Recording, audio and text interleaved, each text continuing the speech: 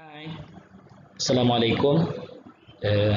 Selamat bertemu kembali dalam channel Cikgu EBJ, Guru Sains Maya Anda.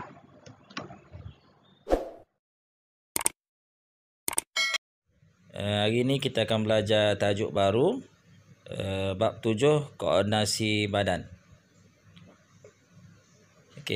Koordinasi badan ni kita boleh bahagikan dia kepada dua. Yang pertama ialah koordinasi saraf dan yang kedua ialah koordinasi hormon ataupun koordinasi kimia. Jadi untuk tajuk 3 tempat ni kita akan belajar secara detail koordinasi kimia ataupun koordinasi hormon.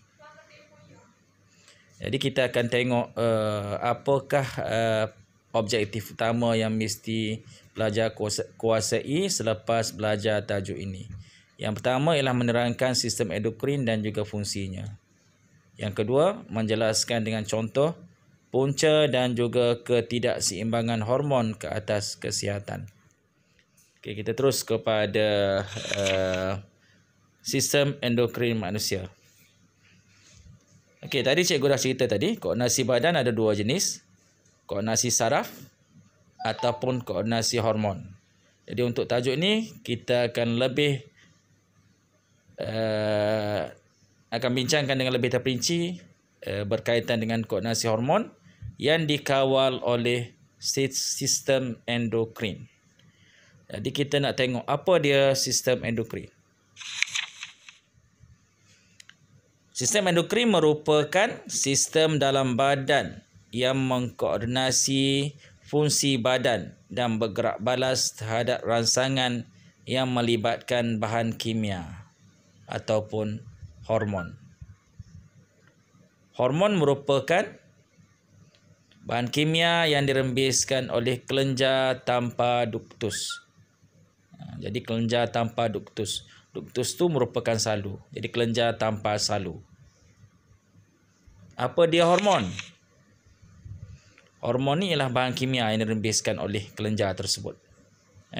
Jadi kelenjar ni akan merembeskan hormon terus ke dalam peredaran darah. Sebab dia tak ada salu, dia akan diangkut melalui salu darah ke organ sasaran. Okey, kita tengok apa dia hormon. Hormon merupakan sejenis protein yang dirembeskan dalam kuantiti yang sedikit sahaja dan mempunyai organ sasaran yang khusus. Jadi gerak balas yang melibatkan hormon ni ialah gerak balas yang sangat perlahan dan kesannya adalah lama. Hormon dirembeskan oleh kelenjar endokrin. Jadi manusia ada 6 kelenjar endokrin yang mesti awak tahu.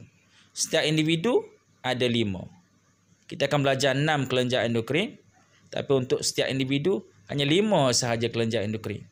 Sebab lelaki dan perempuan ada 1 kelenjar endokrin yang berbeza. Jadi kita tengok yang pertama.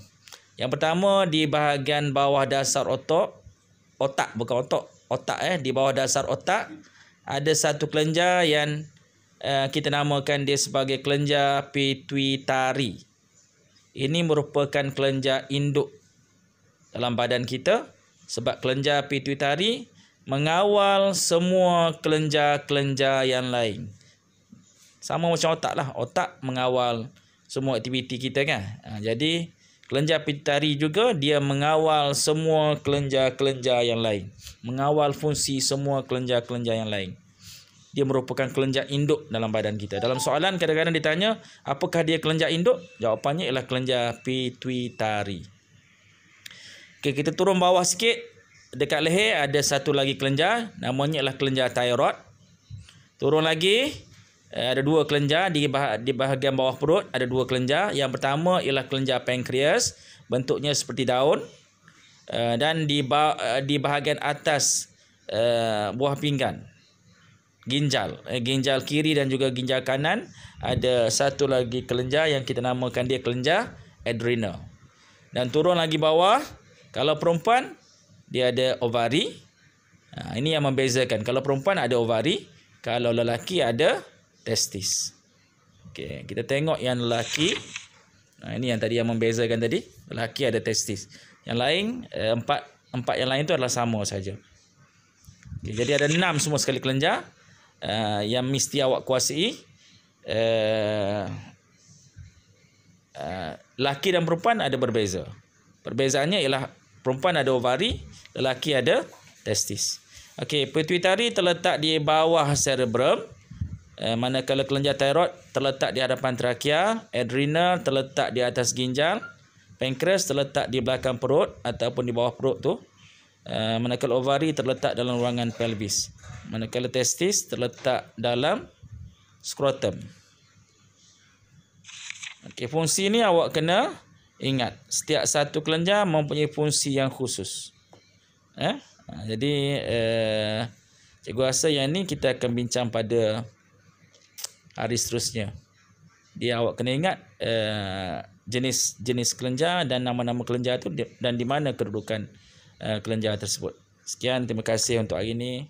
Assalamualaikum.